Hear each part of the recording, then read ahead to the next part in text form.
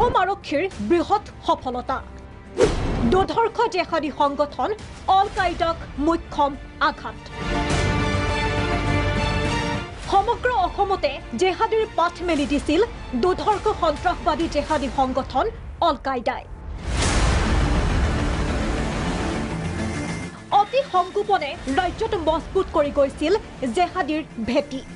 মুছলমান যুৱতীক বিলাইছিল জেহাদৰ ভয়ংকৰ আদৰ্শ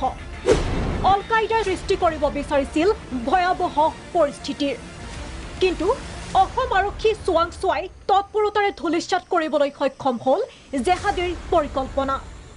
শেহতীয়াকৈ ৰাজ্যত গ্ৰেপ্তাৰ হৈ আছে এটাৰ পিছত আন এটা সন্ত্ৰাসবাদী গোটটোৰ সদস্য জেহাদীৰ সদস্য গ্ৰেপ্তাৰ হোৱা প্ৰসংগত আৰক্ষী সঞ্চালক প্ৰধান ভাস্কৰজ্যোতি মহন্তই আগবঢ়োৱা মন্তব্যত স্পষ্ট সন্ত্ৰাসবাদী গোটটোৰ ভয়ংকৰ পৰিকল্পনাৰ কথা 16 গৰাকী জেহাদী এতিয়ালৈকে আমাৰ হাতত কৰায়ত্ব হৈছে তাৰে 9 গৰাকী এবিটিৰ লিডাৰশ্বিপ মডিউল আনসাৰুল বাংলা টিম আৰু তেওঁলোকৰ লগত আল কায়দা ইণ্ডিয়া সাব কণ্টিনেণ্টৰ যোগাযোগ আছে আৰু তেওঁলোকে আল কায়দা বুলি ৰিক্ৰুটমেণ্ট এতিয়াবধি কাম কৰিছিলে যথেষ্টখিনি কাম তেওঁলোকে কৰিবলৈ চেষ্টা কৰি আছিলে কিন্তু অসমৰ ইণ্টেলিজেন্সে বৰ কেপেবলি সেই বস্তুটোক বাষ্ট কৰিছে আৰু অন্যান্য ইণ্টেলিজেন্স এজেন্সিৰ সহযোগত জিলা পুলিচৰ সহযোগত এতিয়ালৈকে ইমানকেইজন ধৰা হৈছে কিন্তু তাৰে কেইবাজনো পলায়ো গৈছে বাংলাদেশৰ কেইবাজনো চিটিজেন আছে আৰু তেওঁলোকৰ ধান্দা ভাল নহয় একাংশ মাদ্ৰাসা মছজিদত জেহাদীয়ে আগবঢ়াইছিল প্ৰশিক্ষণ অসমক অশান্ত কৰিবলৈ ভয়ংকৰ পৰিকল্পনাৰে জেহাদীয়ে প্ৰশিক্ষণ কেন্দ্ৰ হিচাপে গঢ়ি তুলিছিল একাংশ মাদ্ৰাসা আৰু মছজিদ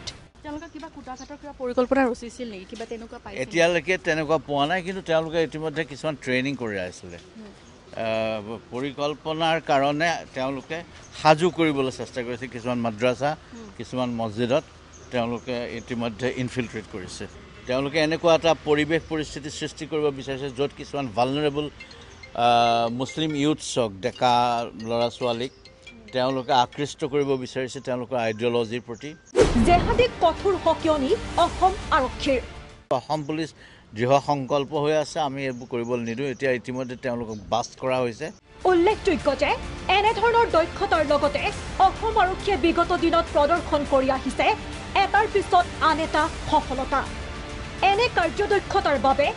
অসম আৰক্ষীয়ে লাভ কৰিছে ৰাষ্ট্ৰপতিৰ নিচান